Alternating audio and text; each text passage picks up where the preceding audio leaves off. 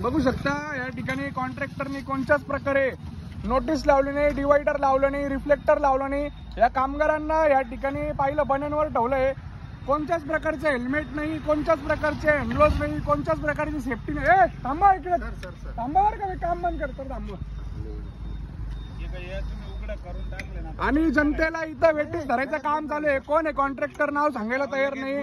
काम चालू करून टाकायचं. स्मार्ट सिटीचं काम आहे, स्मार्ट सिटीचं काम आहे म्हणताय आणि स्मार्ट वर्क आहे का इथे, हे मी प्रश्न विचारतोय.